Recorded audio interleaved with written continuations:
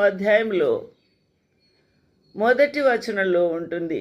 ఆశ్చర్యమైన మరి ఒక గొప్ప సూచన ఆకాశములలో, ఆకాశములు, మహాకాశములు, పరమాకాశములు, పరలోకములో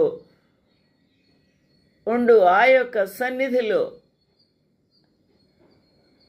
చేరే వరకు ఉండు ఈ యొక్క ఆకాశాలు ఎన్ని మనము ఎరగము, కానీ మనకు కనిపించేది ఒకటే.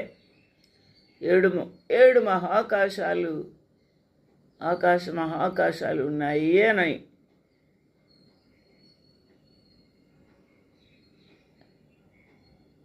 అనేక మంది భక్తులు తెలియచేస్తూ ఉన్నారు.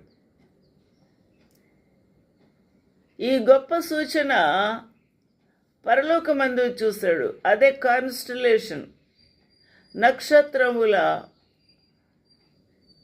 పొందుపాటు. నక్షత్రములు ఖగోళ శాస్త్రజ్ఞులు గమనించగలరు. వారికి ప్రస్ఫుటంగా అర్థమవుతూ ఉంది కూడా. ఏదో గొప్ప సూచన ప్రభు మనకు తెలియచేస్తున్నాడు అని.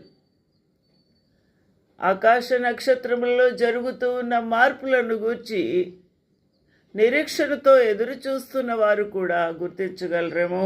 అదినాల్లో అబ్రహాము ఆ యొక్క గుడారములో మధ్యాహ్నం వేళ ఆ గుడారపు గుమ్మము దగ్గర వేచి ఉన్నాడు, మమ్రే సింధూర వృక్షము వద్ద. అక్కడ ఆకాశ నక్షత్రములను ప్రభు చూపించి, ఇంకా అబ్రహాము ప్రశ్నార్థకంగా తన యొక్క మనసులో ఉన్న ఆ యొక్క ఊగిసలాడుతున్న ఆ యొక్క ప్రశ్నలతో, నేను వృద్ధుడనే అనే ఆలోచనతో ఉంటుండగా ప్రభు ఆకాశ నక్షత్రములను చూడమన్నాడు. నీ చేతనైతే లెక్కించుకోమన్నాడు. ఇసుక రేణువులను చూపించాడు. నీ చేతనైతే ఇసుక రేణువులను లెక్కించమన్నాడు. సాధ్యమైందా అబ్రహాముకు?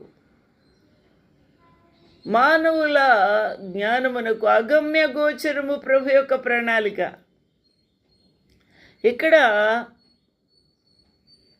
యోహాను భక్తుడు పద్మాసు ద్వీపంలో ఐలాండ్లో పడవేసి ఉన్నారు.